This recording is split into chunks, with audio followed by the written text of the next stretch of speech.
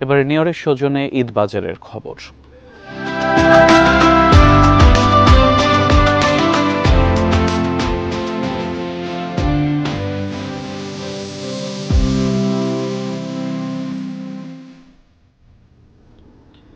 রাজধানীর বাইরে নিত্যপণ্যের বাজারের চিত্র অনেকটা রাজধানীর মতোই। মাংস ও মাছের বাজারে আগুন, তবে মশলা ও সবজির বাজারে রয়েছে কিছুটা স্বস্তি। ক্রেতাদের অভিযোগ, সিন্ডিকেট করে ইচ্ছে মতো পণ্যের দাম নিচ্ছেন ব্যবসায়ীরা। আমাদের প্রতিনিধিদের পাঠানো তথ্য ছবিতে বিস্তারিত দেখুন ডেস্ক রিপোর্টে। এত কথা এত শাস্তির হুমকিতেও কাজ হয়নি। দিন দিন অস্থির হচ্ছে নিত্যপণ্যের বাজার। কমেনি গরুর মাংসের দাম। গোপালগঞ্জ বড় বাজারে বিভিন্ন ধরনের মশলার দাম কিছুটা নাগালে রয়েছে। মাংস এবং অন্যান্য দ্রব্যের দাম বাড়তেছে। আমার মনে হয় না যে ঈদের বাজার খুব বেশি সহনীয় হবে আমাদের মতো নিম্ন মধ্যবিত্ত পরিবারের জন্য। এখন সামনে তো বাজার আরো চড়বে, ঠিক আছে, ঈদের বাজার তারও চড়বে, তার তো 50 টাকা বাড়তে পারে। রংপুরের বাজারে জিরা ছাড়া সব মশলার দাম চড়া।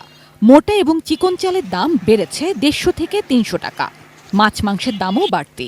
বাজারের মূল্য তালিকা এটা আসলে সঠিকভাবে দেওয়া নেই। ঈদে মশলার বাজার জন নিয়ন্ত্রণ ঠিক থাকে, ভোক্তা অধিকার জন্য এটা নজর রাখে।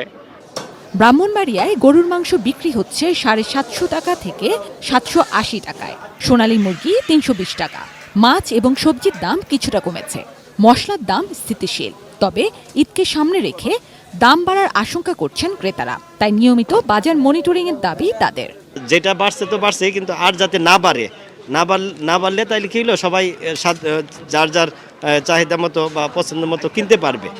পর্যাপ্ত আমদানি থাকায় পঞ্চগড়ের বাজারে পেঁয়াজ, রসুন, কাঁচা মরিচ সহ কিছু সবজির দাম নাগালেই রয়েছে। তবে গত সপ্তাহের তুলনায় বেড়েছে আলু, মাছ, মাংস, চাল এবং ফলের দাম। মাছ, মাংস, ডিম এর দাম এটা হলো আকাশচুম্বী। আমরা যে পয়সাটা ইনকাম করি বাজারে আসলেই আমাদের মাথা গরম হয়ে যায়। যেখান থেকে চাউল আনি ওখানেই দাম বেশি। মিলাররা চাউল না দিলে তো দাম অবশ্যই বাড়বে। ঠাকুরগাঁওয়ে কয়েকদিনের ব্যবধানে কমেছে সব ধরনের সবজি ও কিছু মশলার দাম। 700 টাকা কেজি দরে বিক্রি হচ্ছে গরুর মাংস। তবে মাছের দাম বাড়তে নেওয়ার অভিযোগ ক্রেতাদের। জিনিয়া ইসলাম, ডেস্ক রিপোর্ট, এটিএন নিউজ।